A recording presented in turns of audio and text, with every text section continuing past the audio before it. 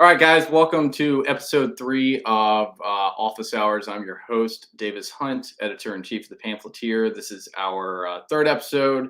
If you're not familiar with the Pamphleteer, what we do is we send out newsletters around lunch every single day, focusing on Nashville business, culture, politics, and the arts, kind of like in the old school alt weekly model, but updated for the internet, basically.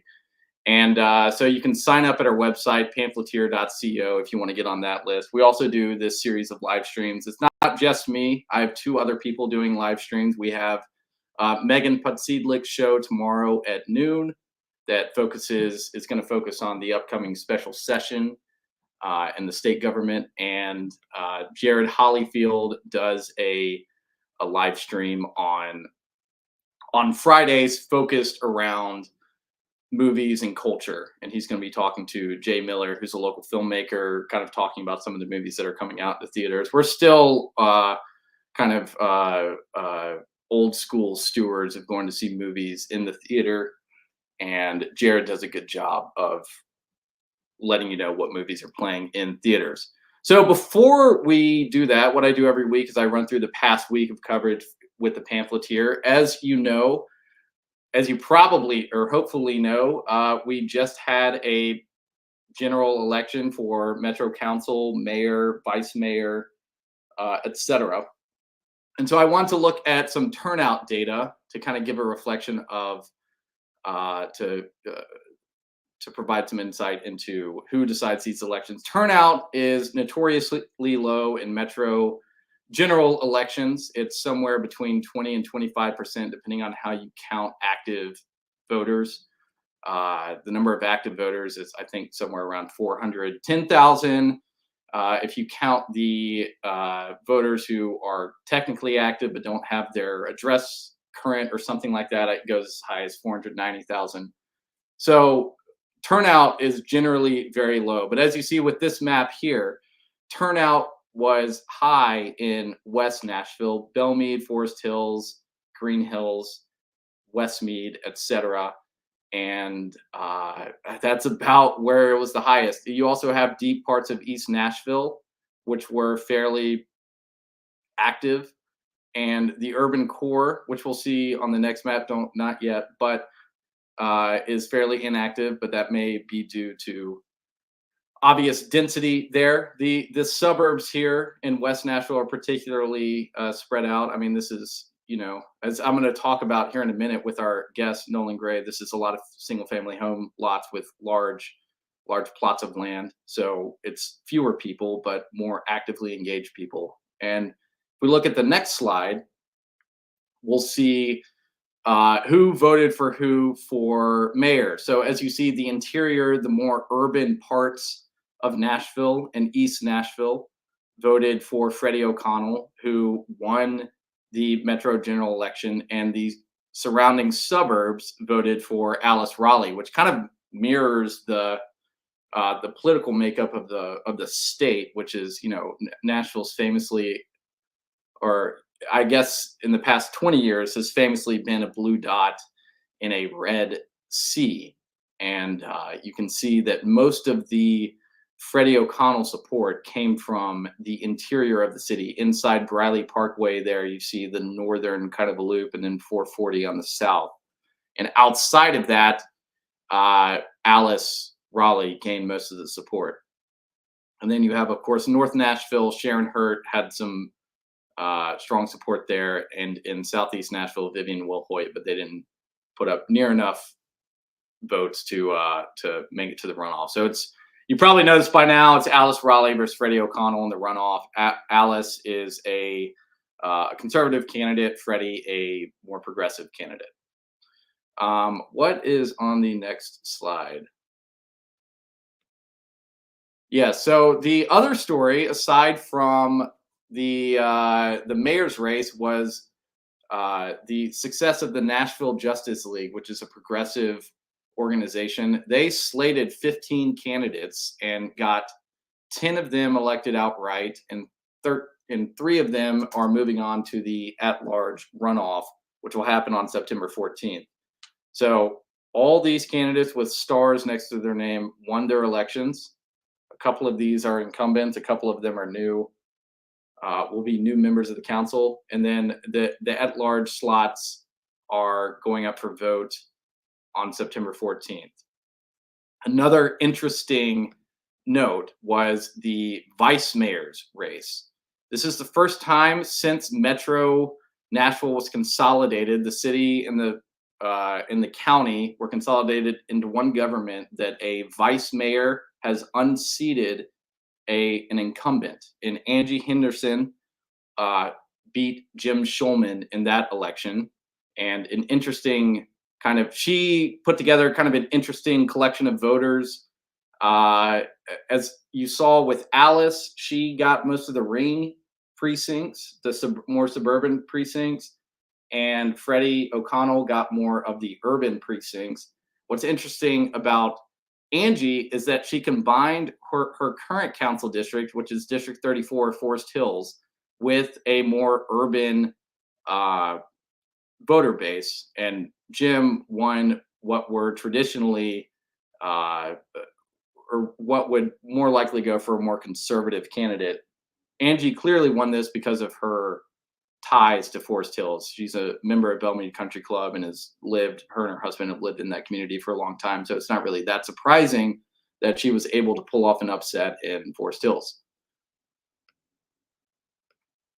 So the next thing that I want to talk about was some airport stats. Nashville Airport is surprisingly outperforming every airport. Well, is an exception to national trends. We've had nearly 9,000 scheduled flights in July compared to nearly 8,000 in July of 2019, which is before COVID, and outpaces other airports, which saw an average decline of 10.5% over the same time period. There are more seats available in July of this year compared to July of 2019. There are more travelers. The Nashville Airport is booming, and at the base of this conversation is the state's efforts to take over the airport board from the city. There's a lot of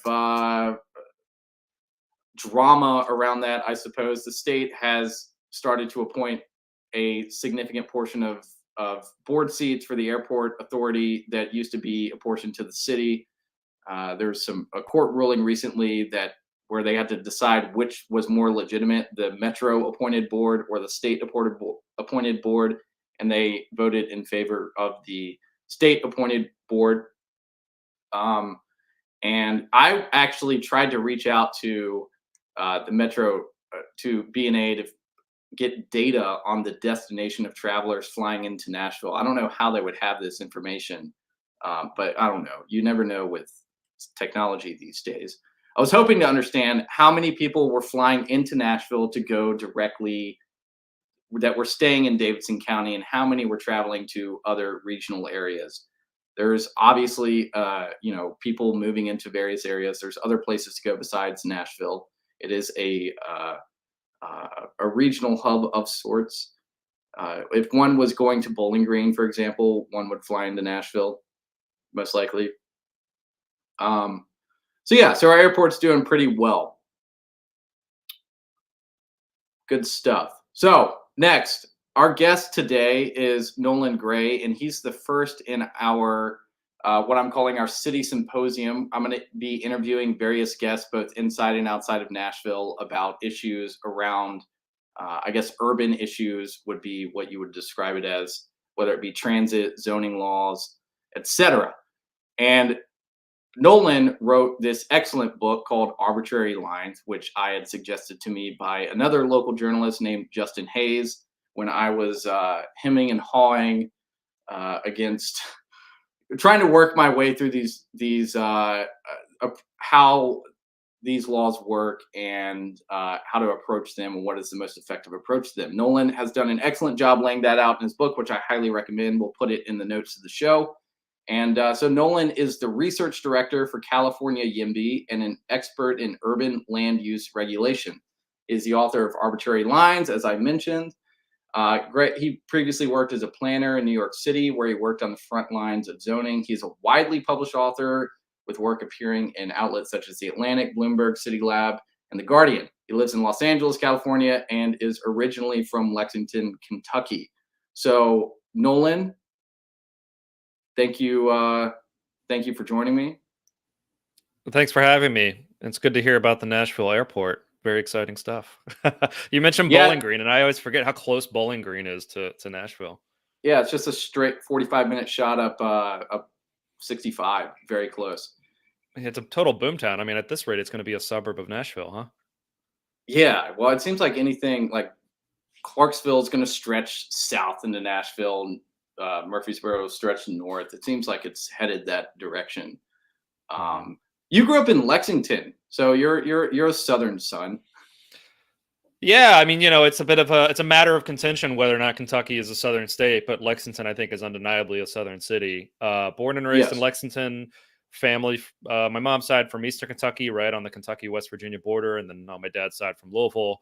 But my grandparents lived out in Litchfield, kind of far out in Western Kentucky, right on Nolan Lake, in fact, which is in fact my namesake. Yeah, Kentucky born and bred. We would very, very regularly visit Nashville. So it's a city that I have a lot of affection for. I was just, I've got I've got this organized. So, but before we start, I've met a surprising number of people from Eastern Kentucky as opposed to Western Kentucky. Like, I know people from Owensboro. There's some other places up there, but a lot of musicians in Nashville come from East Kentucky too. Before we started here, I was listening to Sturgill Simpson, who's from East Kentucky, and I don't know. It's an area. I guess that's the Appalachian part of Kentucky, and it's just an interesting area that home of the bluegrass. I mean, there's still a huge musical culture out there, but it's also a region that it's very beautiful, but a lot of folks have to leave for employment. So huge diaspora all over the country. And it's funny being out here in California now, people will talk about Kentucky like the way we talk about like European countries. They'll be like, oh yeah, my grandparents are from Kentucky, and they talk about it, and I'm like, it's this huge trip, and I'm like, yeah, no, it's still there. It's a place. Yeah. even as someone who has spent most of my life in Tennessee, Kentucky still feels slightly foreign to me in an interesting way. It's a place that other than like going up and down I-75, if you're not trying to go there, you don't really end up there. Which has I think that's why it's so culturally distinct, but also why it ends up being the butt of jokes, I think, because people don't really pass through there in the way they pass through most places. Yeah, well, so in your book, you actually give kind of a nice image of the transition from your mother, I believe, you grew up in Appalachia, then you grew up in Lexington, and kind of talking about she had to drive 23 minutes to get to the supermarket. You had to drive 5. And I think when you were writing the book, you were probably in DC, and you talked about walking. I'm wondering if there was a particular experience that kind of informed your interest in urban issues. Yeah, great question. I mean, so I grew up in Lexington, I think in very conventional U.S. American sort of suburban style development, single family home, 2-car garage, cul-de-sacs, the whole 9 yards. Totally understand why people were drawn to that lifestyle. But fresh out of undergrad at the University of Kentucky, I went straight to DC and essentially started a completely new mode of living that was completely foreign to me. Living in a neighborhood where I could walk to the supermarket and walk to restaurants and bars and concerts and shows, in a community where I really didn't need to use my car unless I was leaving the city. And then, of course, just the unbelievable opportunity of a major metropolitan area. I mean, the joys of thick labor markets and incredible cultural amenities. I just fell in love with living in DC. And I started reading some of the literature on why cities are important and why people are so drawn to them, and why cities are really sort of our natural habitat. Why, for all the problems, right? I mean, cities come with higher costs and more traffic and more people around to potentially annoy you.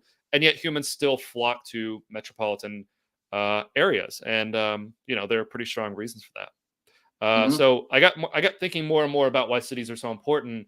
And then, of course, I got to thinking more about all of the policies we have in the U.S. that are sort of deliberately meant to undermine the health and long-term growth of our cities. And that's why I'm here today. Yeah, I agree. I think the question of how to effectively run cities is ultimately like maybe a primary question of civilization. I mean, what is civilization if not the city, right?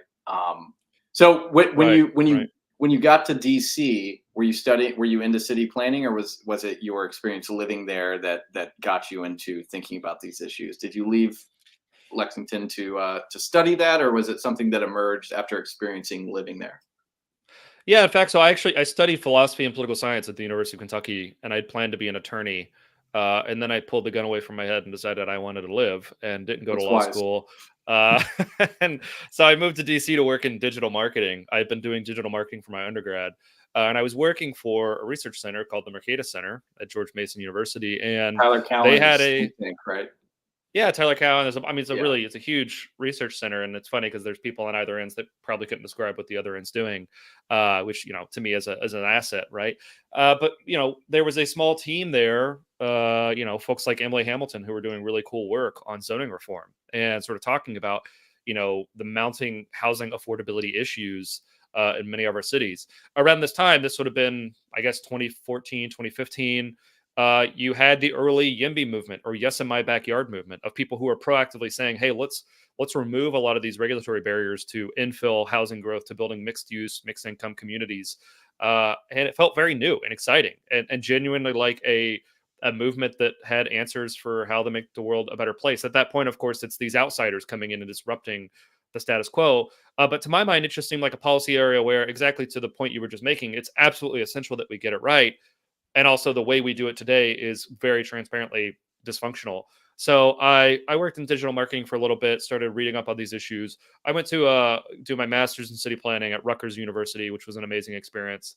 Knowing that I wanted to be a professional city planner, I had a lot of thoughts on the policy, but I knew that I needed to get some practical experience and learn more about the issue, and actually work as a planner. I didn't want to be one of these types who even if I just ended up in activism, which is essentially I do policy advocacy work now with California YIMBY. I knew, it was important to actually go out there and do some of the work and understand really the nitty gritty of zoning. And so, out of planning school, I work in New York City, a small town you might have heard of it, on the front lines of zoning there in Queens, which is every city planning challenge turned up to 11. So an Oh yeah, incredible experience. I got that experience reading your relaying. I'm not uh, as intimately educated on zoning laws, but I just got a headache thinking about what New York must be like in comparison to, say, Nashville. And we have, I think we have probably plenty of issues here. So you brought up you said the YIMBY word, so I'm hoping. So the purpose of this symposium is to educate people on these issues and try to present Mhm. opposing viewpoints and that kind of thing. So I'm planning to interview people across the spectrum. I don't know if I can find NIMBYs to come on. We'll see. But I'm wondering if you could, because you have direct experience in this, describe like the YIMBY NIMBY divide. Like what are these Mhm. opposing camps and what are they advocating for? And Sure. Yeah, so I would say over the past 100 years, we have gradually built up a system that makes it incredibly difficult to build housing, especially to build anything that's not a detached single family home. The US planning system is essentially built around a long term growth model of cities endlessly sprawling out. And now I'm not an anti sprawl guy. I mean, you find people like that among urbanists all the time. I tend to think cities will expand outward as the population grows and the population becomes wealthier. That's natural. But what I would contend is that here in the U.S. we have so massively subsidized and indeed mandated that we actually don't have any other model of growth, and we can't grow like cities historically did, where existing neighborhoods could get denser and grow and become incrementally more diverse over time. What we've done is we've essentially written into place rules that in 90% of the typical US city and then 100% of your typical suburb make it illegal to build anything other than a detached single family home. It's illegal to build townhouses. In many cases, it's legally very difficult to build apartments in most residential areas. We've essentially written into law this notion that cities are going to be radically separated by use. So the traditional neighborhood that you can find this even in Nashville, certainly in Lexington, Bowling Green, all over Memphis, Chattanooga, pick your city. You can find these beautiful inner suburbs that are this mixture of typologies of townhouses next to single family homes, next to small apartment buildings, with maybe a corner grocery or a corner barbershop. That was sort of the long-term growth trajectory of neighborhoods. As housing prices went up, you would incrementally add more housing in a way that slowly kept a neighborhood accessible. You would have daily commercial uses within walking or bicycling distance. Nowadays, essentially, we planned our cities to where we have this monoculture of residential in some areas, all detached single family homes, and then major commercial corridors that are all strip malls. And the only way to get between the two of them is to drive. The trouble is that, of course, that, eventually you sort of, two things happen. One is you run out of developable greenfields within an hour's commute of the downtown. And then two, you end up having this enormous pressure for housing in some of the closer in neighborhoods near jobs. And if you can't find a way to overcome these rules, you're essentially putting yourself on a trajectory of having an affordability crisis, which is the situation that places like California and New York found themselves in a decade ago. And now virtually every city in the US is finding themselves in today. Yeah. So this is where YIMBY comes in, and YIMBY says, hey, look, actually policies like single family zoning that ban duplexes and townhouses in the vast majority of our cities don't actually make a lot of sense and can easily go. Or rules like minimum parking requirements, which mandate huge parking lots or huge parking garages for every new development. These are not in line with our planning values and are actively antagonistic to the planning challenges that we face today. Rules like minimum lot sizes that force homes to sit on vast lots with huge lawns. Of course, many people might want and prefer that, but what happens with minimum lot size rules and zoning regulations is the government comes in and says you legally cannot have anything else other than this. And then, of course, all of this is very tied up, especially in the South. And on this regard, Kentucky is undoubtedly in the South. Many of these rules are tied up in explicit attempts to segregate cities, because the ability to determine what can be built where is the ability to determine who gets to live where. So if you can say, if you want to live in this neighborhood, if you want to live in this section of the city, you have to be able to afford a single family home on a half-acre lot. Well, guess what? That has pretty clear implications about the type of person that can live there on the basis of class. And then, of course, in the U.S. context, that translates pretty easily onto race. So on almost any margin that you're concerned about, long-term economic growth, housing affordability, racial justice issues, sustainability, there's a shared recognition, and I think YIMBY is the tip of the spear on this, that we need to reform a lot of these rules. NIMBY is a little bit complex, and I think this is why you're going to have trouble finding somebody to come on to represent NIMBY. Nobody will ever say, yes, I'm a NIMBY. They will say, well, I support housing, but, and then they'll provide 1,000 reasons that sound plausible. I support housing, but, only if it's got an income restriction such that it's really, really affordable. But by the way, I'm not going to kick in any subsidy to make that actually pencil. Or I support housing, but, this area is really just overbuilt, and we can't take any more housing here, and the traffic's too bad, and the parking's too bad. This is, and of course, like with NIMBYs, same thing. It can come from the right or it come from the left. But essentially, I think it's broadly a reaction of saying no. It's saying I don't want my community to change. I want it to stay the same. Of course, the trouble with that is that when you lock your communities in amber and when you say nothing new can get built, yeah, all the buildings might look the same, but the people start to radically change over time as they get priced out and displaced. And so, YIMBY is sort of this nationwide movement to say, hey, we can actually do better. We can crack open these codes that in many cases were written 50, 70, 100 years ago, and we can do better. What's interesting to me about this divide, and this is how it's presented, it kind of reminds me. Now, I was trying to delay the talking about like kind of the politics of this till later in the conversation after we'd got through some stuff. But the way you presented that, it makes me want to bring it up, because on a surface level, we're talking about deregulation, which reads as right-wing libertarian free market. But it presents on the surface in a lot of ways as progressive, more liberal. It's interesting to me to observe, and this is kind of what got me entangled in it, was observing the political coalitions aligning behind it. And it's the kind of idea that a free market libertarian would obviously support, but the people that seem to represent the YIMBY movement are not that. Why do you think that is? Because this seems like it'd be such a layup for conservative libertarian types that support the free market. I hear it from all. I mean, I grew up in the South. You probably also know free market conservative libertarian types. I mean, everyone talks about the free market. This is such a layup for that if presented correctly. Why do you think it's got this kind of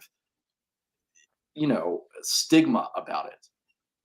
Yeah, well, I would just first say, I mean, a lot of YIMBYs are conservatives and libertarians. Absolutely. I mean, yes. The Mercatus Center was I think Is home to a lot of the folks who were thinking through the stuff, right? I mean, there was an early blog, Market Urbanism, which was fairly explicitly libertarian, that was championing a lot of these ideas early on. But then, of course, as you mentioned, yeah, a lot of folks are drawn to this for progressive. I mean, I think this is the beauty of the issue. Like literally this year, we had probably one of the most progressive California Assembly members pushing for basically the same policy as like rock ribbed Republicans in Montana, Yeah. right? And so like there is a lot like conservatives and libertarians, I think conservatives mostly are really realizing, hey, this is a big opportunity to actually tell a coherent story about regulations that are standing in the way of people's basic quality of life and welfare. But exactly to your point, I think YIMBY is mostly Democrats, progressive and centrist. And I think that's mainly because of the geography of the crisis, right? I mean, where we're getting housing affordability crises is in cities. Cities in the U.S. For historical reasons tend to be Democratic, and so a lot of folks who are like they would never think of this issue in terms of deregulation or anything like that. But their notion is, hey, look, there are rules on the books that protect incumbent homeowners to the detriment of newcomers and marginalized populations. There are rules on the books that were literally written by segregationists, explicitly designed to segregate our cities. There are rules on the books that basically force our city into a pattern of growth that's environmentally unsustainable and entails huge amounts of greenhouse gas emissions.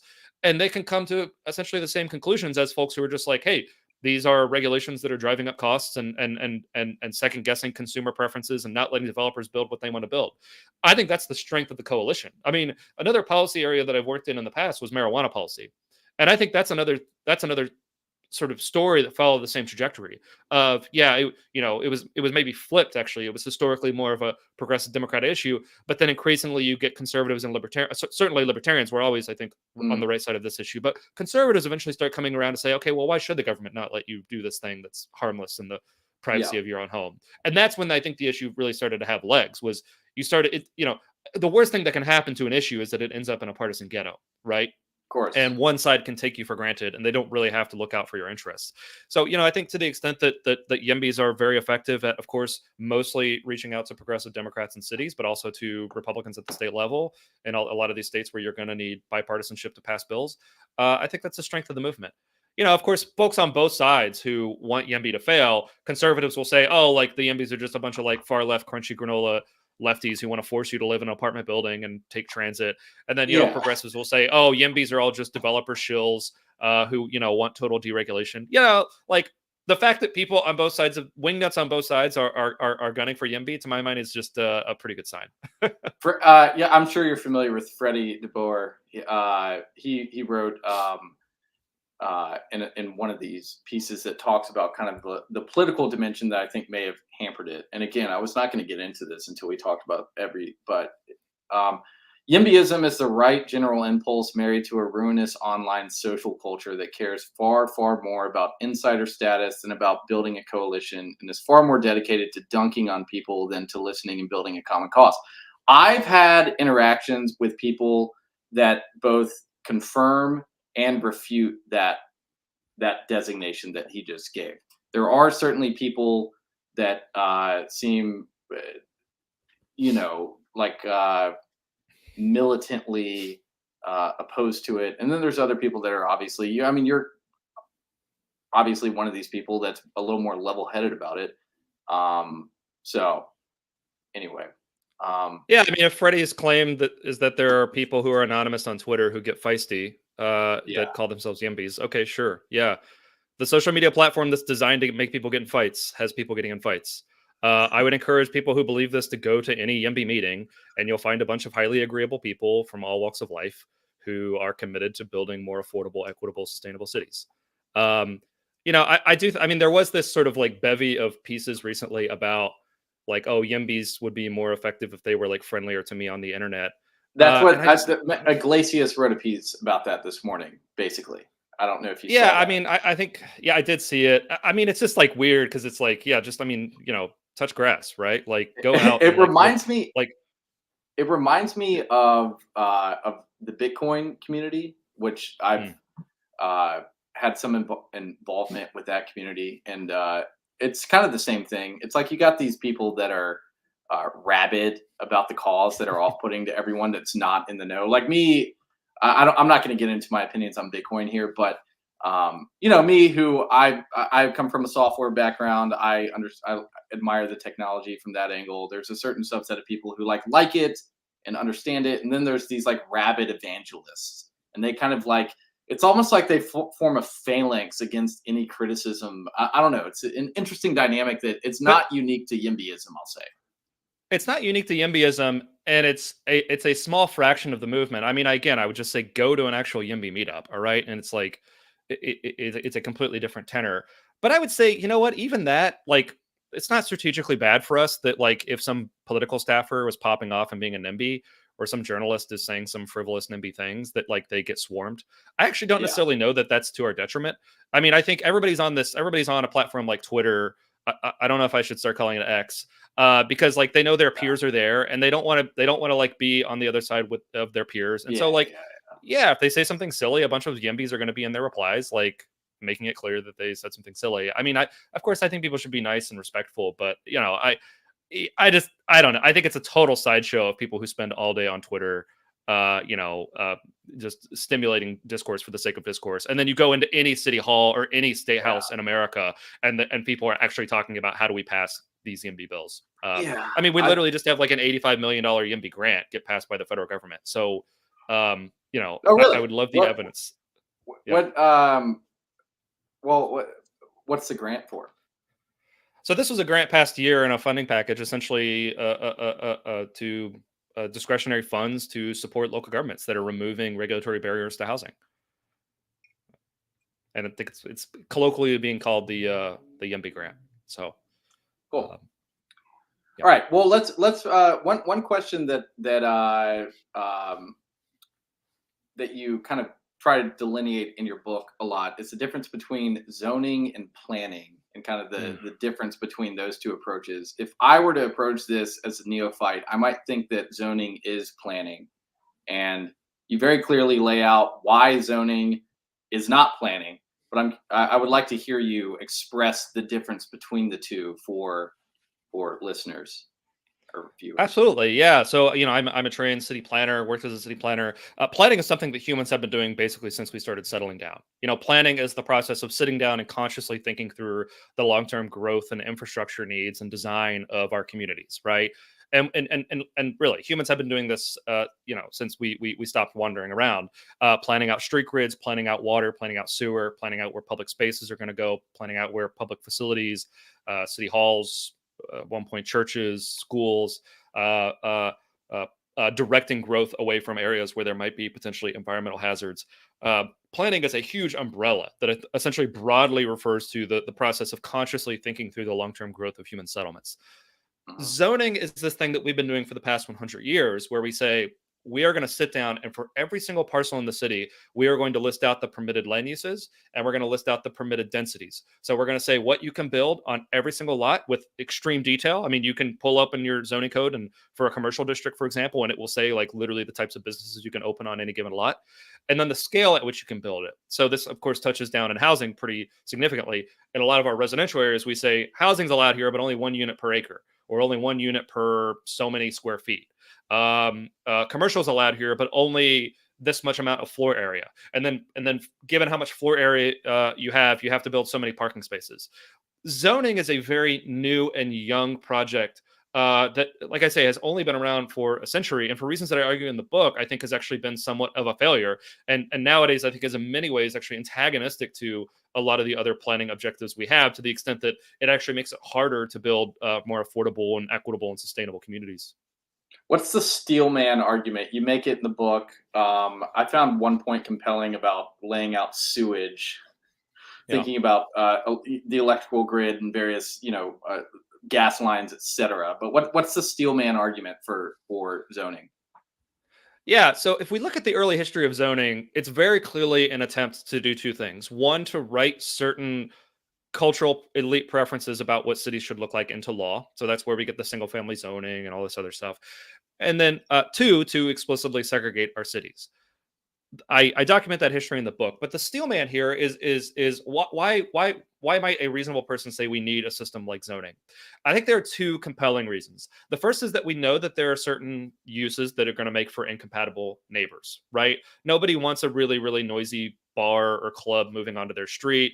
Certainly nobody wants an oil refinery moving onto their cul-de-sac. Nobody wants a sex shop opening up right next to a school. There are certain like rather obvious cases where they're incompatible neighbors, and it's reasonable to say, well, let's just have some rules to separate those. Um, I'll say the next piece here, and then I'll return to why I think that's not as strong of a case as it might at first be presented. The second argument would be, well, we need to coordinate growth with infrastructure.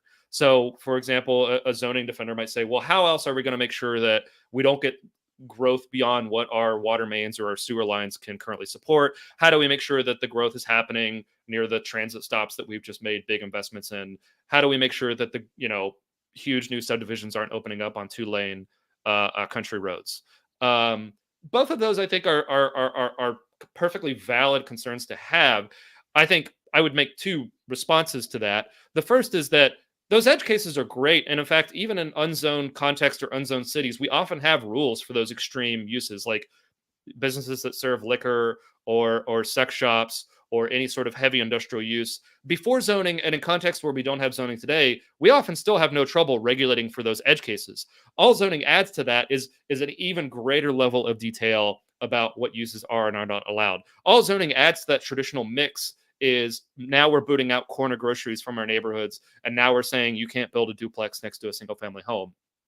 To the second piece of lining up growth with infrastructure, the approach we've taken today is to say, well, no growth gets to happen until we've got the infrastructure in place, and we're going to say exactly where the growth is allowed to happen based on these investments we made. I understand why we did that, but I think a longer term, more sustainable path, I think a path outlined by urban economists like Alain Berthaud in a great book, Order Without Design, which folks should read if they find my book even remotely appealing, is to say, look, like, planners can't sit down and actually rigidly control that, but they can make realistic projections about long-term growth, or they can follow growth trends and actually make infrastructure investments commensurate to what's happening, right? So it's the infrastructure following the growth rather than vice versa. And, of course, like, managing growth is hard, right? Here in California, we talk about it a lot. Of course, like, oh, there's so much growth pressure, so many people want to move here. Same thing in Nashville, right? I mean, the challenge for our cities is actually a very good challenge to have, which is that a lot of folks want to live in a place like Nashville, and we can either sit down and start making the long-term plan to have the infrastructure there to accommodate that, or we can just essentially like pack up our toys and go home and say, well, making those investments in those long-term plans is difficult, so we're just going to block all new growth. In the book, I argue this is flipped, and we should be essentially sitting down and taking a realistic view of, okay, growth is coming. What infrastructure are we going to need to accommodate it? And then two, I mean, oh, sorry, go ahead. Continue. Well, just very quickly, I mean, so right, like, in many cases, the zoning is actively like at odds with the infrastructure investments we've made. So right, so in so many U.S. cities will spend billions of dollars building like bus rapid transit or rail transit lines, and then they'll have zoning rules that don't actually allow you to build multifamily or offices at scale right next to the stations. It's actually like the zoning rules are actually antagonistic to some of the other infrastructure investments that we've made. Or then zoning will say, yeah, we make it really easy to build new sprawl out on the periphery, but that's going to require brand new infrastructure that's going to be very expensive and going to have significant long-term maintenance costs at my friends like groups like Strongtowns always like to point out. I've had someone recommend that. I've not read Strong Towns, but I've had multiple people talk to me about that. There's other, you mentioned this with regards to Houston, but there are other ways to accomplish kind of some of the I guess the aesthetic effects of zoning, which is single family homes. I, for example, live on a third of an acre lot in Nashville. I'm outside. Well, I'm just on the perimeter of 440. And you mentioned what is it? Deed in Houston. Deed restrictions. Yeah. And so my mom is from Houston, and growing up, we'd go to Houston. She was in, I think, Briar Grove or something, and she, her grandparents or her parents lived in this house that had been there. And I remember towards about when I turned 15, a restaurant popped up across the street from my grandparents' house, and I thought it was the coolest thing ever. Because nothing like that would happen where I grew up in Nashville. Like that would be would never happen. I thought it was so interesting. And so reading your book, I was going back through my experiences in Houston. And then I also remember when a rice food market was developed around the corner from my grandparents' house. And we would walk down there, and I thought that was awesome too. And I didn't really, growing up in Nashville in kind of a suburb, you don't really have the the vocabulary to. I mean, we never went north of the Mason-Dixon line until I was probably 17. But we didn't have I didn't have the vocabulary to explain that experience. And so in Houston, it was always this kind of novel thing. But Houston still has these single family zones.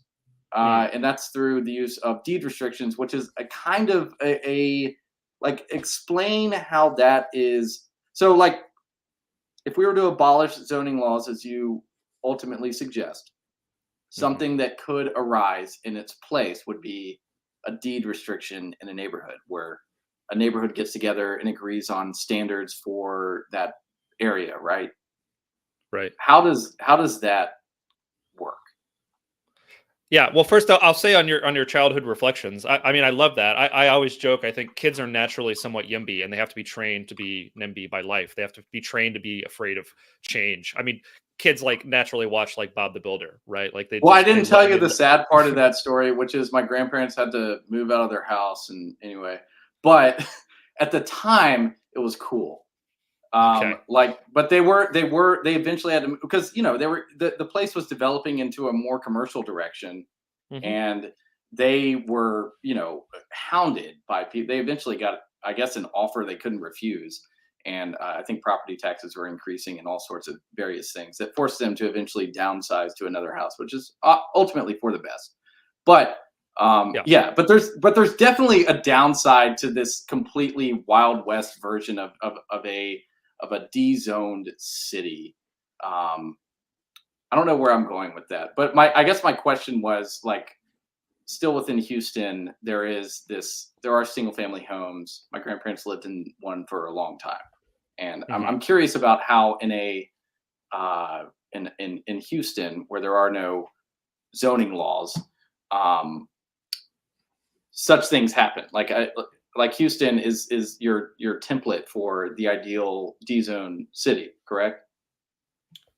No, I wouldn't say that. I think Houston's just revealing as showing the opportunities and limitations of what non-zoning looks like. And I think it's revealing to the extent that it shows what additionally needs to be done in addition to not having zoning. So I'll just talk a little bit about how Houston works here just a minute. Yeah, Houston is the only major American city that doesn't have zoning. It doesn't have zoning because it's the only major American city that put zoning to a vote. It put zoning to a vote 3 times. All 3 times, voters rejected it. Overwhelmingly working and lower class folks rejecting it, realizing what it was going to do. Part of the compromise that made this work was that Houston has a somewhat robust system of deed restrictions where if homeowners want to come together and voluntarily opt into certain rules that sort of look like an R1 zoning district, they can freely do that and the city will be deferential to that. But Houston is still unique in that in much of the city, there really aren't the types of zoning rules restricting new development that you would see in nearly any other city. And so, of course, Houston is by no means an all-purpose planning model. In fact, Houston basically made every other planning mistake that they could have made in the 20th century. They made all the other planning mistakes that other Sunbelt cities like Nashville or Dallas made. But as I argue in the book, I think they didn't make this one particular mistake, which they didn't put their entire city in this zoning straitjacket where they did this kind of frivolous process of saying for every single permitted use, or for every single lot, what the permitted uses and densities are going to be. And to a unique degree among American cities, Houston actually can grow and adapt and change over time. I think that's part and parcel of what really zoning is trying to do. It's really trying to lock communities in amber, at its worst. And of course, Houston is a somewhat extreme example of a community that didn't go down that path. And I think not by accident, Houston is the most affordable major city in the U.S. I will raise Houston as a city that's interesting and that we might be able to learn some lessons from to audiences here in California, and they'll just scoff. Like, we have nothing to learn from Houston. Well, guess what? Like, Houston is the most diverse major city in America, and it's a city where if a black middle class family in Los Angeles wants to be able to own a home, they don't stay in L.A. They move to Houston. I know it like Houston is like, it's a lot, right? And it offends the sensibilities of certain types of folks. And, it made all the other planning mistakes. But to the extent that, for example, in Houston, it's very easy to take a single family home in virtually any residential neighborhood where neighbors didn't proactively adopt deed restrictions. You can take a single family home and turn it into 3 townhouses. You can take that old strip mall and turn it into apartments over shops without having to have a big raucous public hearing or without having to, bribe a council member or complete a 500-page environmental report. to the extent that all of that is true in Houston, I think that's actually a real strength of the city. At the same time, though, I think it reveals the limitations, right? Houston made a lot of the other mistakes that most other cities made. You still need to be doing things like proactively planning out infrastructure to, for example, in the case of Houston, divert growth away from wetlands or areas prone to floods, to actually make the long-term investments in stormwater infrastructure, to actually be planning out your transportation infrastructure. Houston, I think, actually doesn't get enough credit for being on the leading edge of a whole bunch of those other issues, right? I mean, the city has adopted a major bicycle master plan. The city's been making major investments in upgrading its bus service. So, I think it's correcting a bunch of errors. But to the extent that they're starting from a place where they don't have this weird zoning code that was adopted in the 60s or 70s that causes huge problems like they have in a very comparable city like Dallas, I think Houston is actually just well suited to engage in long-term growth and adaptation. And that's really the puzzle of cities, right? Is how do you regulate cities in a way that allows them to grow and adapt over the long term, right? It's very easy to sit down and say, I can envision what a city would look like. My vision of a city that would look like that would be perfect at this particular point in time. The process of city planning, though, is creating a framework where this thing can grow and adapt over time. It's more like gardening than engineering. Yeah, I understand that. And what was always interesting, even despite my grandparents having to move out of their home, was how dynamic Houston was.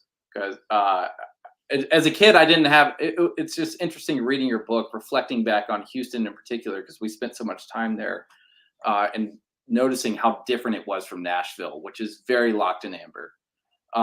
One question I do have, based on, so you mentioned the trying to get a building built on a lot, what you have to do, you have to go through the metro government, city council, etc.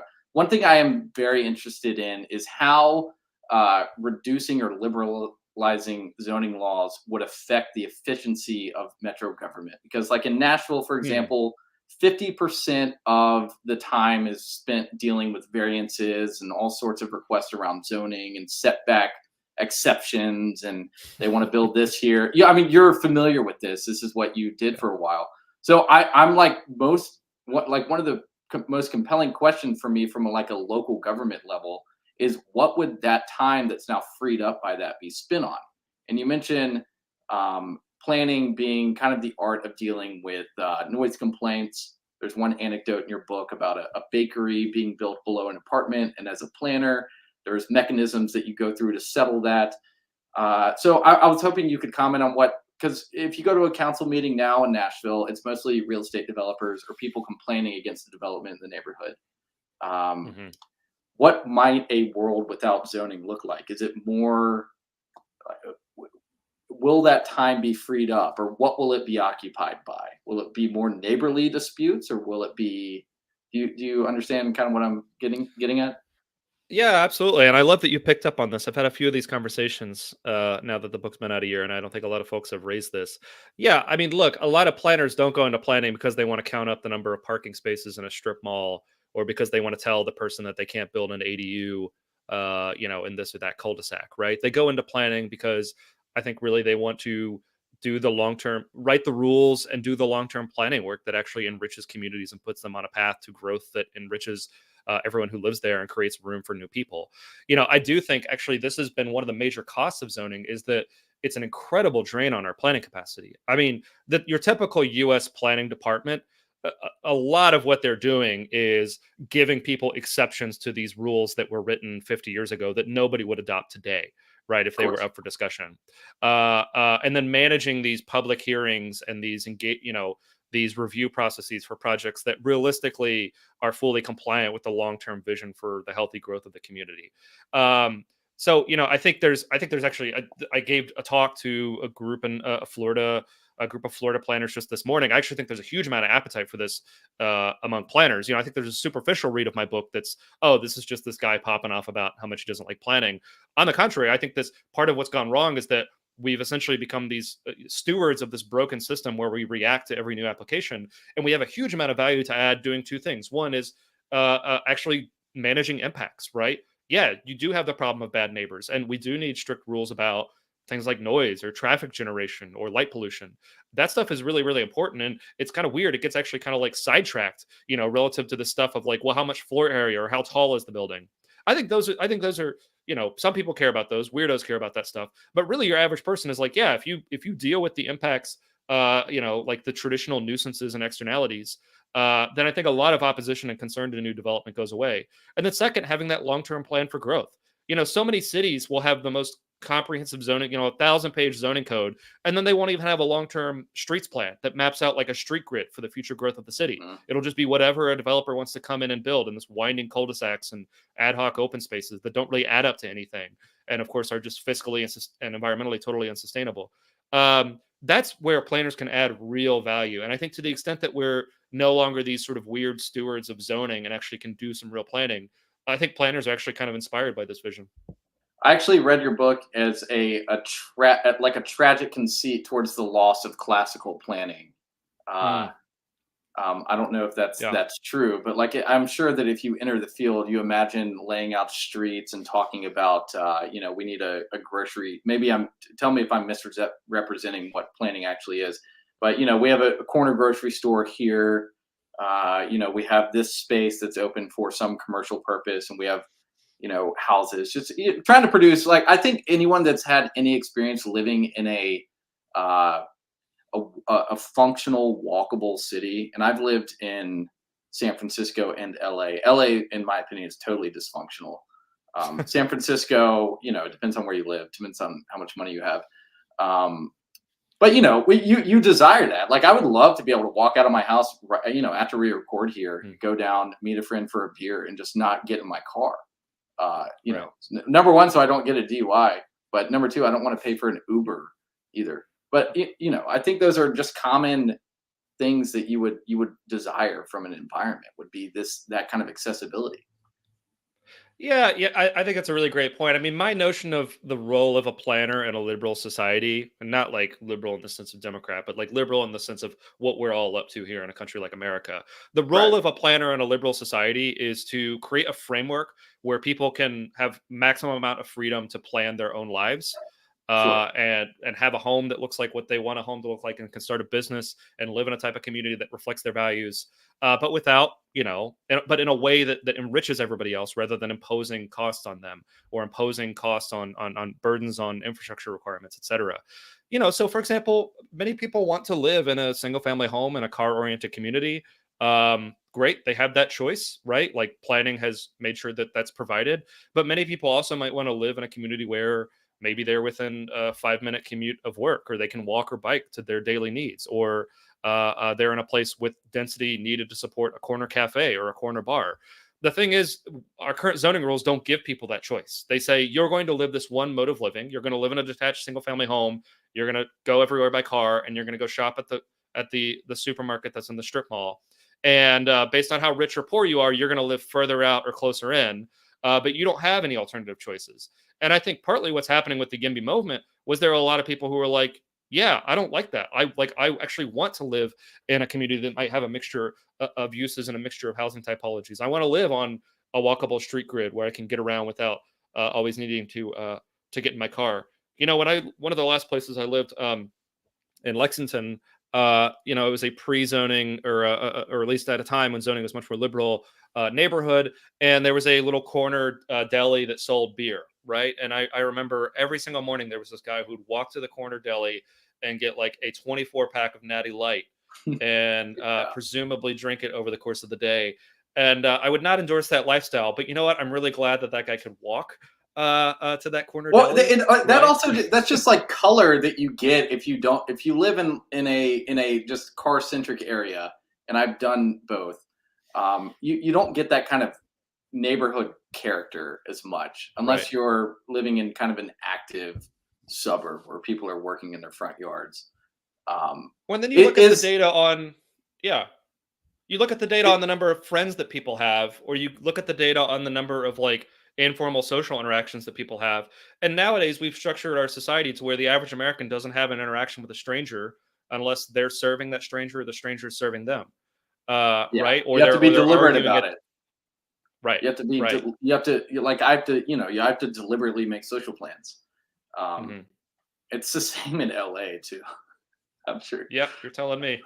Uh, I know I experienced it. What is the purpose of zoning laws ultimately to encourage density? Could you reduce it down to that? To liberalize zoning law, sorry. Is the ultimate goal of it to encourage density? I think people bring different goals to it, right? Some people are really keen on building more housing to deal with housing affordability issues. Some people are keen on legalizing alternatives to living in car-oriented sprawl. I mean, to my mind, it's about giving people choice. Uh, Giving people choice. If you want to live in a townhouse that's closer to work and in a walkable community, or if you want to live in a single-family home out on the periphery and drive your and everywhere, you should just have the choice. But what we shouldn't be doing is we shouldn't be imposing one design vision on everyone, which is what zoning does.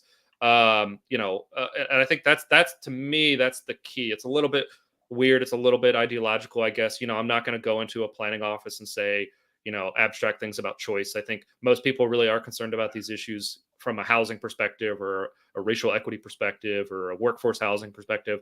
But to me, it really does come back to the principle of the thing. Just let people decide what they want their communities to look like. Stop trying to subject these things to a plan that was written by people 50 to 70 years ago with different values and assumptions, and different technological constraints and opportunities.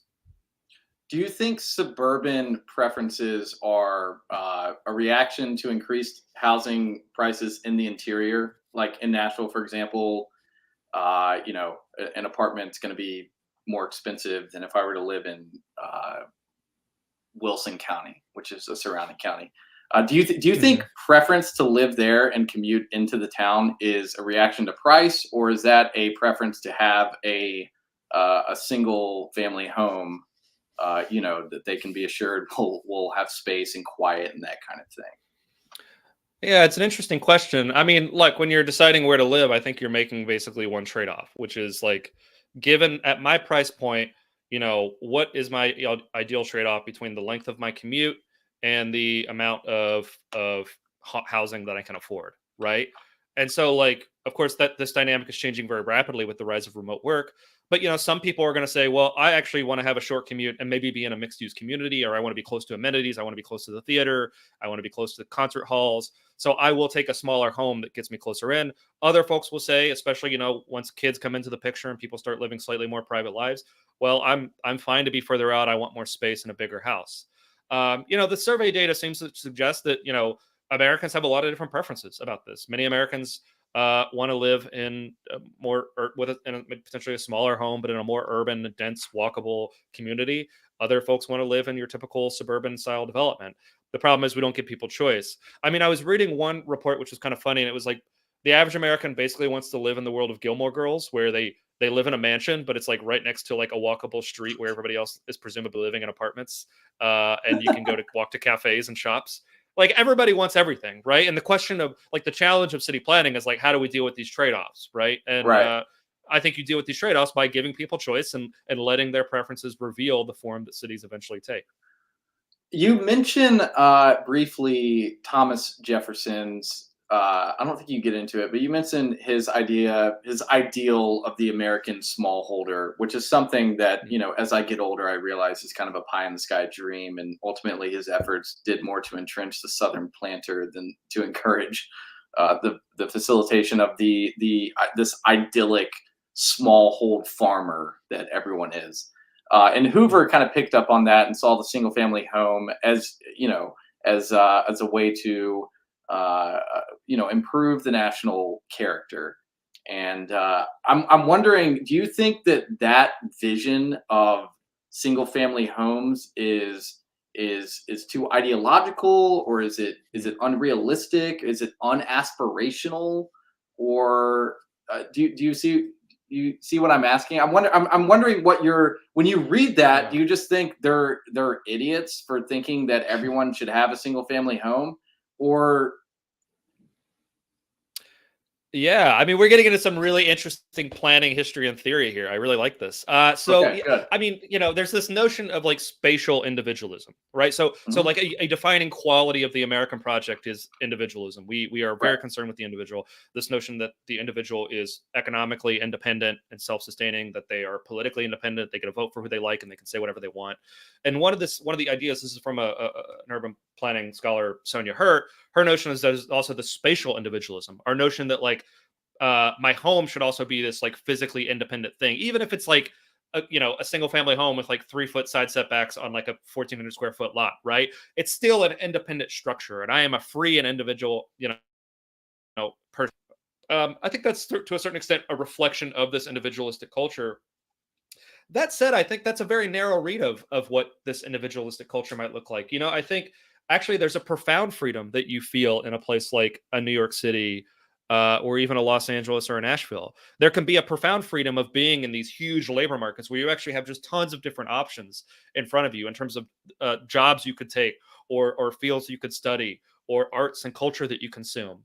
Right. I mean, it's funny. There was some group that was doing like ranking the states by freedom, and they would always come up with like North Dakota or Wyoming are the freest places in the US. And I'm sure like they checked a bunch of boxes, but like in no sense would I describe someone who lives in like rural Wyoming as freer than somebody who lives in New York City. Right. I mean, like the person in New York City has the entire world as their oyster.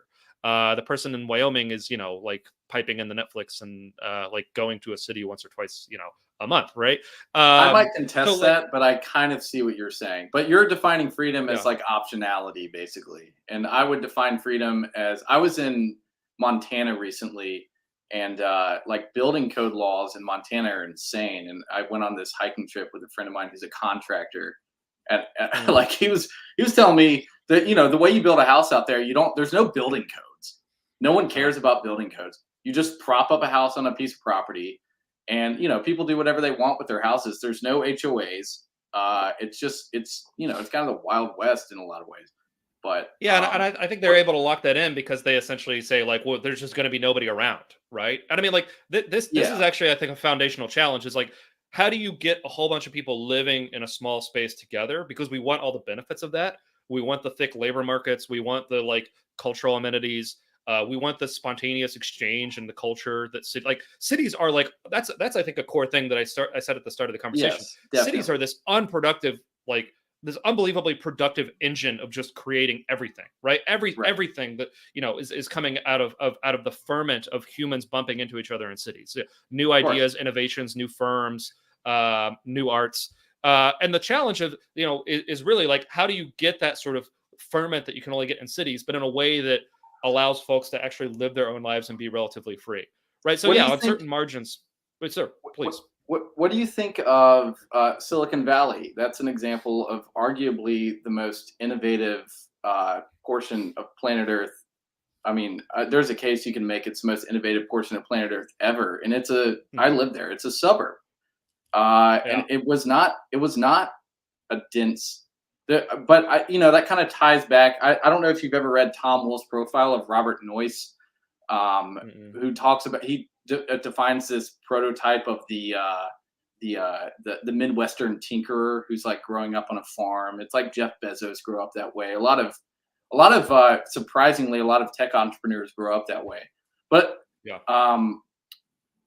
I'm just curious because the suburb, like California, for a long time was this idyllic suburban oasis, and that's kind of how it sold itself to people that were going there. It, of course, has collapsed into this totally different thing now that I think is kind of in LA. It's in a lot of ways dysfunctional. But what allowed Silicon Valley, despite the lack of density, to thrive that way? And I don't know. It's like an interesting counterexample to the argument you make about density, which I obviously. You can't have New York City and the industries that emerged from there without the density. But Silicon Valley, which is arguably way more innovative, had space. So, I would say, right, like when I say density, I don't necessarily mean like you're bumping up to Manhattan. I mean, right. So like in Silicon Valley works because yes, it's still like auto-oriented sprawl, but it's like thousands and thousands of firms and then like hundreds of thousands of engineers all working on the same problems, like within the same like 30-minute commuter shed, right? I see. Absolutely. I mean, absolutely. Like San Jose looks like a giant business park, and I think they could do much better. But Silicon Valley only works because you get this unbelievable agglomeration of people in a relatively small commutable space, all within about an hour's drive of each other. And when you get these really, really thick labor markets, that's when folks start like slotting themselves into exactly the firm that they should be at, or they find exactly the team that they can start a new firm with. And so, yeah, it doesn't always look like a traditional city. I mean, that gets to the broader point about the economic benefits of really metropolitan areas. I mean, that's another challenge too. Is we talk a lot about cities and jurisdiction boundaries. We always report things in terms of like the arbitrary boundaries that define Nashville proper, but really Nashville is this like metropolitan region Yeah, that correct. encompasses like dozens of jurisdictions, right? Yes. Increasingly, like our friends up in Bowling Green. And so, like, that's what the metropolitan areas are really the scale at which housing and labor markets work. And so, like, that's really what I mean in terms of like the economic benefits of agglomeration. Now, I would say like the power of a place like a New York, a Manhattan, or the Loop in Chicago is that they have unbelievably large labor markets within a relatively compact area, right? So the same thing, like those places are still unbelievably productive and retain all of these Fortune 500 companies precisely because they have a catchment area that includes this huge pool of labor um, that's just kind of non-negotiable if you're going to be top of your game.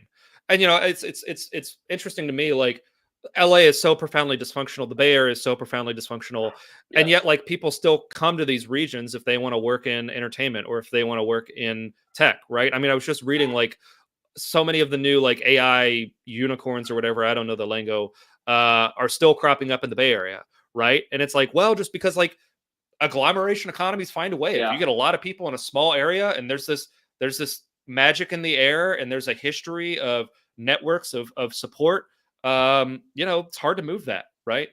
What do you say to the people that would argue that if you can't afford to live in a city, maybe you just aren't capable enough to live there?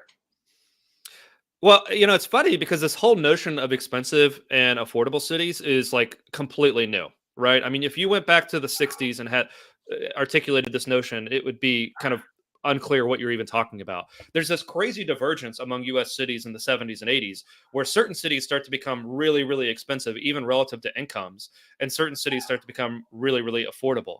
Because historically, right, like if before we had the relatively strict zoning system that we had today, which was really started to get implemented in the 70s, um, if home prices were going up in a place or incomes were going up and thus demand for housing was going up, then you would just build more homes, right? And so there was this elasticity of supply that could rise to increase the demand, and so you didn't have jurisdictions that were actually dramatically more affordable. So I mean, yeah, like I mean that's the like grouchy like uncle thing to say, like, oh well, Yeah, like just suck it up and leave. yeah. But people, I don't mean to put that in your mouth. People say that, right? But like I'm not. I'm. once I'm not saying that myself. Like. That's the idea that I've seen people say. Um, Sure, but I would say like the more expensive cities are more expensive because of policy decisions that we made that like we can stop making, right? Like LA so, is so you. expensive because 90%. Yeah, sure. So you think that zoning laws. So let's imagine this imaginary world where the federal government stepped in. You talk about this in the book, how there were carrots put in place to impose zoning laws in the first place in the 20s. If the federal government were to step in to peel back zoning laws, you think that there could be a world in which every city in the US is affordable? For like, if I wanted to move to Bushwick, which I don't, but if I wanted to move to Bushwick, I could afford it theoretically. Like but how does demand play into this? Because it seemed to me like high demand places are going to be more expensive, and it seems like the expectation that everyone can afford to live in every place seems, I mean, like unrealistic, right? Like, there's got to be a middle ground there. Like, yes, we can make a city more affordable, but there are constraints. Like, not everyone's going to be able to Mhm. afford to live around Times Square or sorry, Central Park in New York. Um, Yeah, I mean, I would suspect it, or I would suggest it only seems crazy because that's the paradigm we've been in for the past 50 years.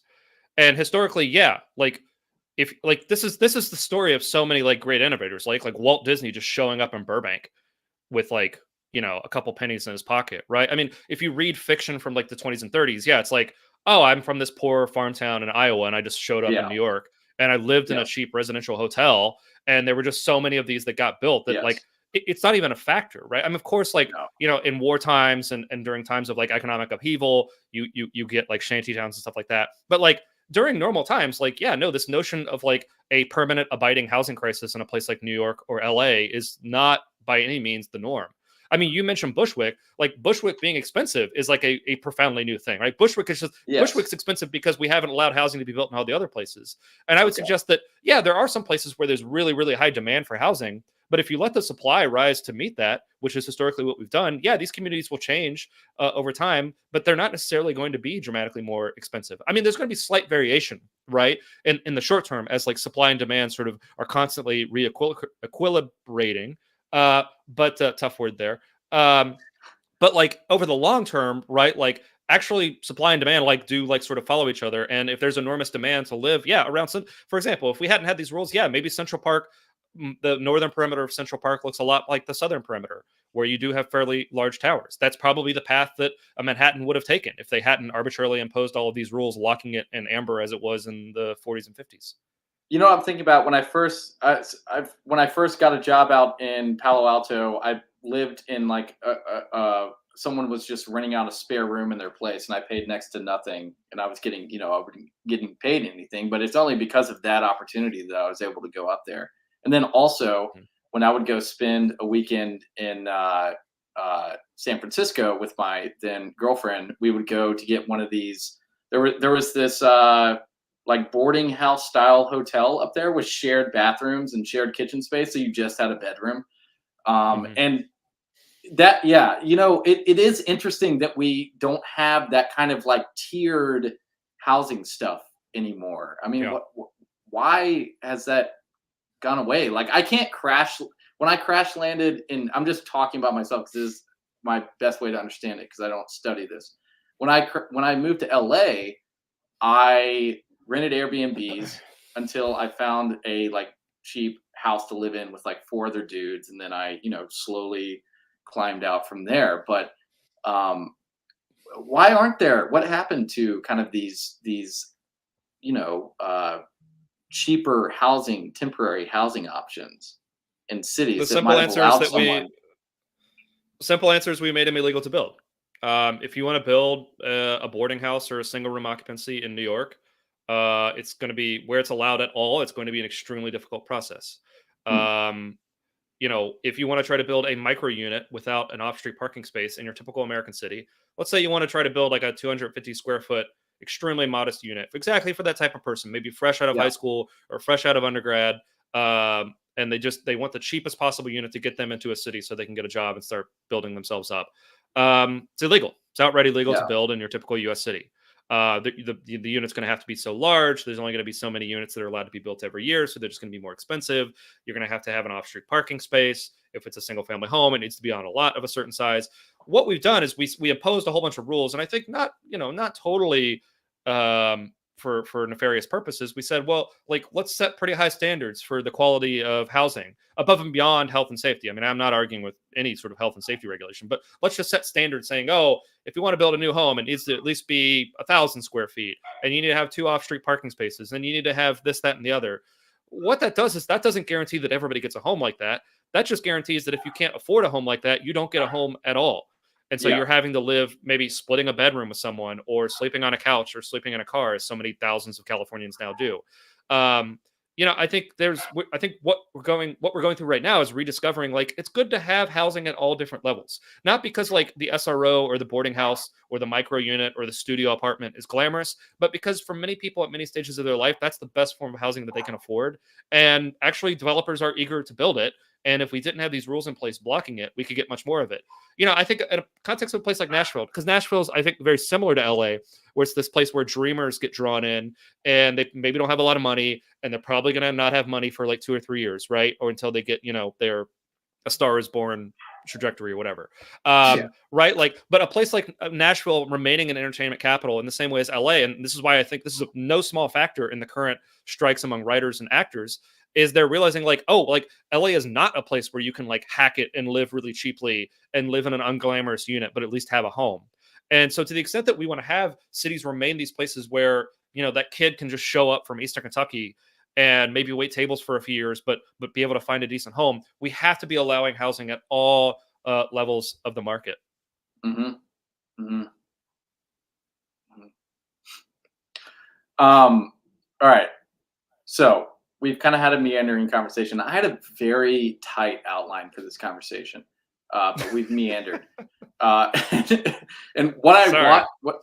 No, no, no. It's on me. I'm leading the conversation here. But I do want to. So let's talk about how you liberalize zoning. I feel like we've done a pretty good job of defining what zoning is, what its constraints are, what kind of problems it solves or Mhm. creates. Um, on a practical level, aside from abolishing it completely, what are, like, for example, in Nashville in the urban district overlay, we just abandoned parking minimums, and stuff like that. Like, what are Mhm. practical things that people should not be freaked out about and think that it's like a communist intensifying project? Yeah. Well, I want to be very clear. The checks from the Communist Party have stopped arriving, so I don't represent them anymore. Wow, that's unfortunate. The developer checks are still coming in, so no problem. Um, Have you tried to get the you obviously haven't like gone to the bottom of the barrel of the libertarian checks. If the communist checks are coming in. Well, I like to keep my options open. Yeah. Look, so I wouldn't be writing about this area and thinking about this issue, and I think it's the same for you if I didn't have a lot of like hope that things can change and get better in the long term. And I think this is what's so exciting and potent about this issue right now is that like part of the benefit of being in this crisis is a lot of folks are saying, hey, let's really reevaluate the rules on the books and see, hey, to what extent do the rules we have not reflect our needs and preferences today? So, I think, of course, at the local level, local governments have huge latitude to change a lot of these rules. So, for example, in your single family neighborhoods, you can allow what are called missing middle typologies. Those are your low rise residential. They're called, people call them gentle density. Um, they're not going to be immediately obvious. In many cases, they just look like large homes. These are duplexes. These are townhouses. These are small fourplexes. Um, Allowing those to be built in all residential neighborhoods as they once were, allowing things like accessory dwelling units or extra little rental units that can be in an unused garage or attic or basement or in a backyard shed. Those are the types of gentle density that don't necessarily dramatically disrupt neighborhoods and have actually proven to be really popular. Remove rules that just needlessly increase housing costs, things like minimum lot sizes or minimum parking requirements. A whole bunch of jurisdictions now are lowering their minimum lot sizes to allow for more small lot homes that actually give families a path to homeownership. Yeah. Real quick, Nashville has the largest minimum lot size requirement in the nation. There was an article that came out recently. So So low hanging fruit, right? There you go. Easy stuff. Get rid of your parking requirements. Let consumers and developers figure out those things, right? Like those are not health and safety considerations. Those are preferences and trade offs that are best left to the individual family. Um, Allow for mixed use residential and commercial areas, right? I mean, here in California, we passed a bill AB 2011, essentially saying that we're going to allow for multifamily in all of our commercial zones. Like many places, we were dealing with half empty strip malls and half empty office parks that literally could not legally be used for housing, and we set statewide standards.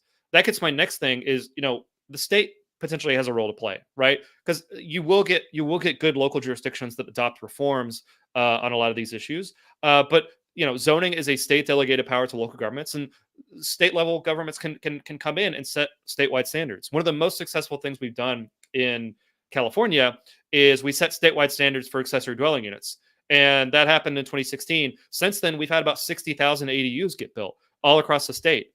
In many cases, they're rented out to friends or family for $0. In many cases, they're rented out to strangers for below market rents. These are all new homes that aren't really dramatically changing any community, but are really actually relieving pressure on rents. Um, Setting statewide standards for things like permitting, right? Even when the housing's legal to build, in many cases, entitlement and permitting processes can go 6 months to 2 years.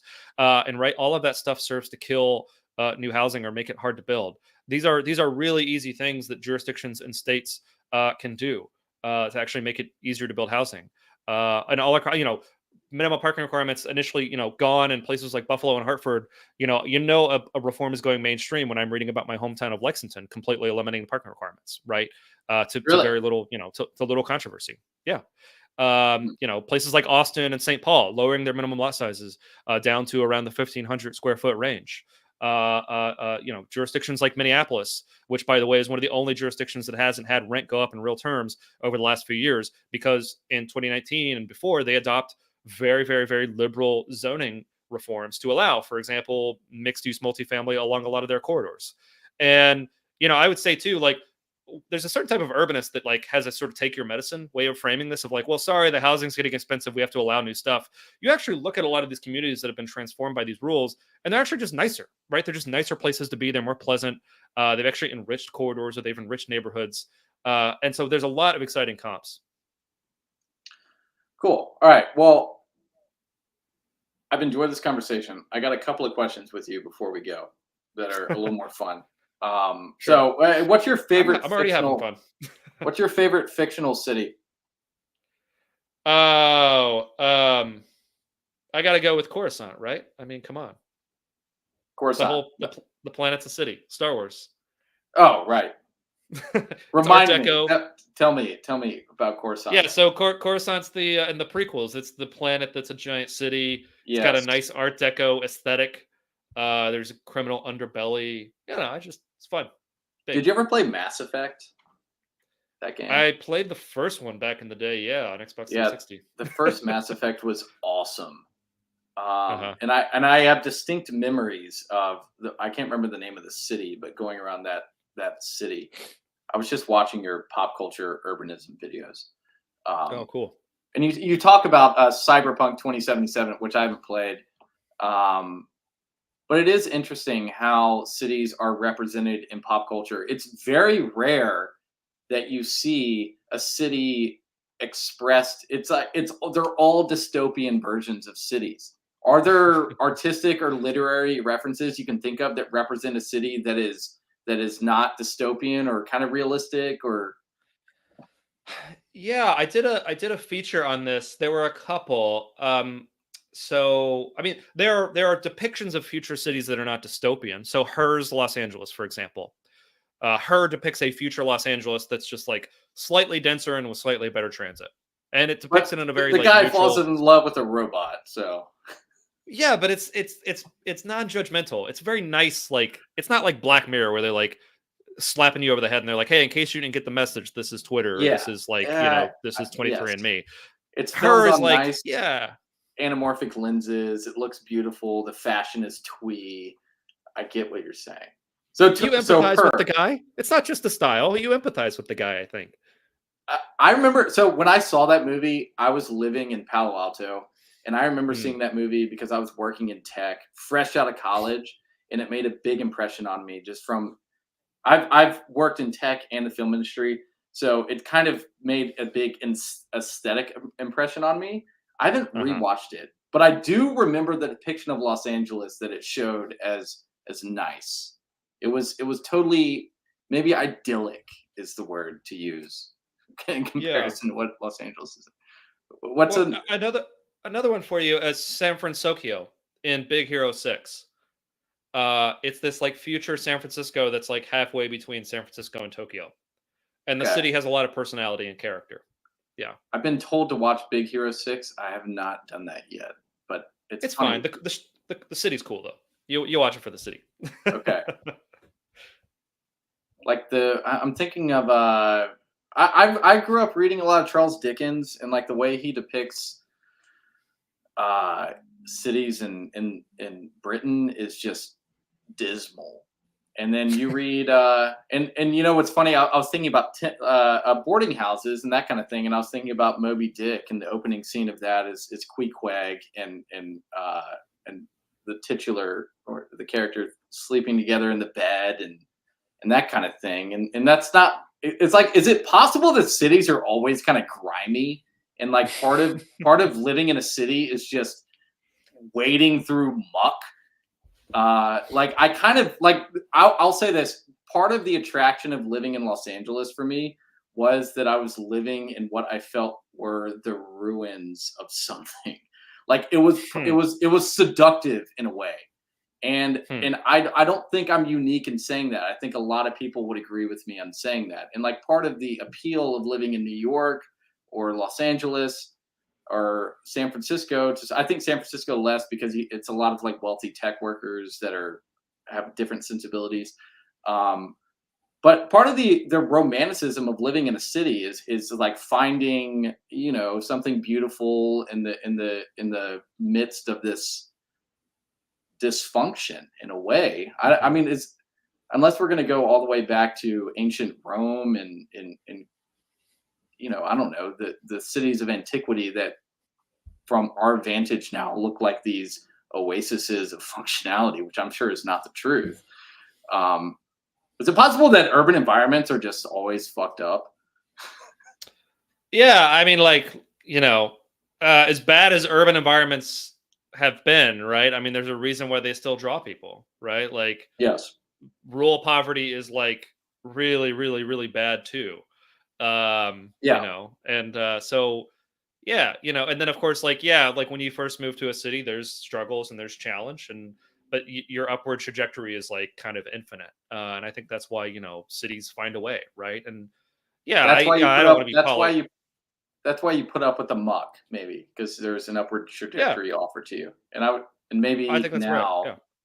yeah. Oh, yes, definitely. Um, yeah, interesting. All right, another question. You have a blank slate. You have a piece of land, and let's just say it's flat. It's in Nebraska, and you're tasked with planning a city. What is the Mm. first thing that you think about when planning that city? Let's say we'll say it's 200 acres. I don't know. 200 acres, not very big. Just like a nice little like I'll say this to preface this. There's a development outside of Nashville called Westview in Franklin, which is Okay. deliberately designed with like vernacular architecture and walkable grocery stores and that kind of thing. Like it's a planned community. You'd probably dig it a lot. And the joke around town among all the people that live in suburban lots is that it's where all the swingers live. But I think that the suburban animus is expressed in that. But anyway, so you Uh-huh. have a lot of clean land. What's your first priority when thinking about how to plan a city? I mean, I guess my first two questions are like, how close am I to a major labor market? Like, is there going to be like, what's the nature of the demand, and then how close am I to a major international airport? Those are, I Interesting. think, going to be Okay. two really big factors. Now, Yes. let's say I'm it's a vacant developable lot within an hour's drive of Nashville. Let's say, um, and I'm saying this is going to be a new satellite town, essentially a Yes. glorified suburb.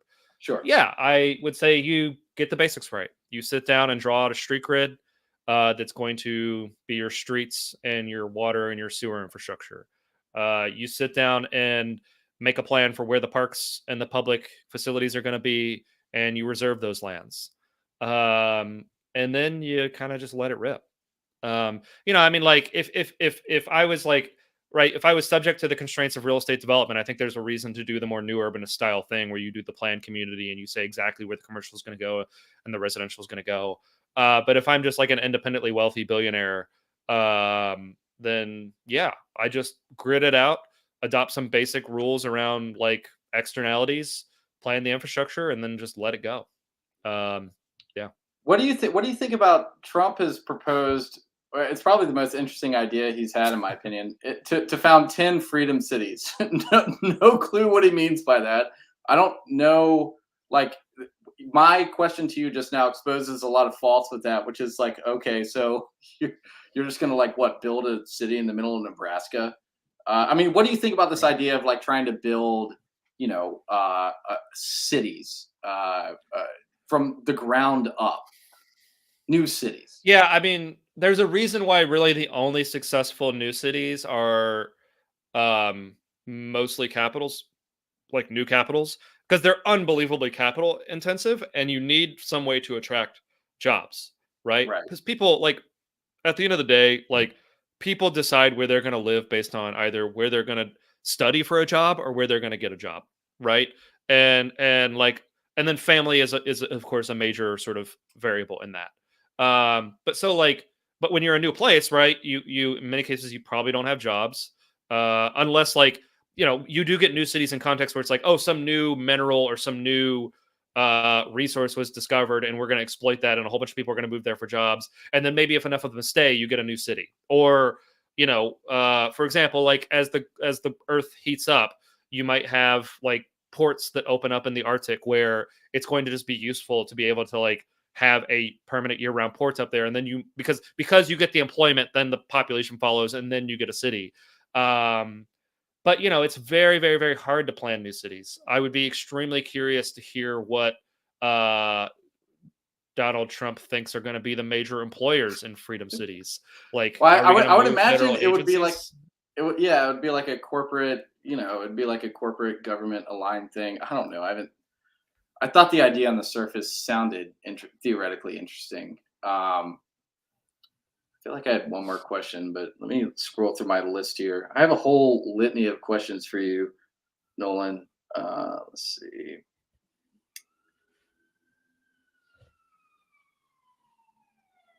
Oh, do you think the internet has been as impactful as the automobile in how people choose to live and settle? Like the automobile obviously kind of pioneered this idea of the single Hmm. family home. Has the internet had a similar effect on people's dwelling preferences? That's a really good question. I don't think so. I think the automobile has been utterly transformative. Um, Over the course of the 20th century, we completely rebuilt our Oh cities yeah. around I the mean, I car. totally agree with you. 100% obviously. I mean, for example, I live 2 minutes from 40 I-40, and that is built straight through town, cuts through town, divides town. I mean, yeah, we're all.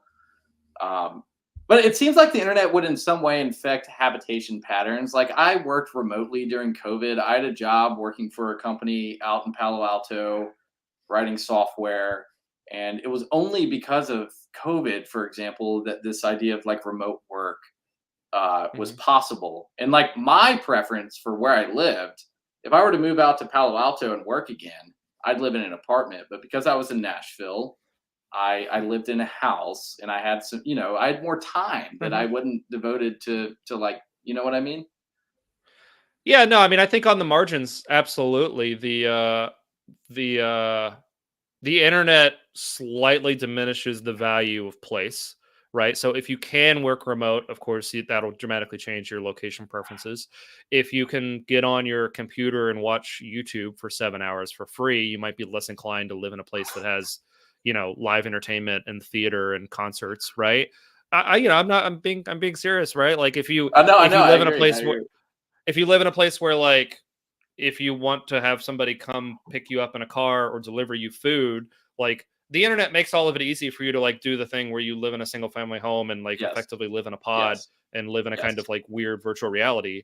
But I Yeah. think that like there's still something primal that like one with labor markets like there are if unless you want to turn down opportunities that still require you to be in person, which you definitely don't want to do that earlier in your career, you're still No. going to want to be in a place that's with a thick labor market. If you want to actually consume like live entertainment, or if you want to go actually meet people, or if you want to be close to friends or family, there's always going to be these strong draws to live in places that are relatively dense. So I mean, like cities find a way, right? Yep. Well, I think that the question of how to better manage cities is, as I said at the outset, and I think you probably agree with me, is the fundamental question of civilization. Cities formed for a reason out of we evolved from hunter gatherers to people settling in cities for a reason. It kind of forms the bedrock of how we function today. So it's important stuff. Nolan, I thank you for your time. I'm going to shut us off here. I'd like you to stick around for a second just so I can say goodbye. I don't like to just like cut the stream and then, you know. Um, so appreciate your time. Thank you everyone for listening. Again, this is if you haven't signed up for our newsletter, you need to go to pamphleteer.co to sign up for a newsletter. We send out one every day. I'm going to send out one tomorrow morning. So if you're not on that, get on it. Talk to y'all later.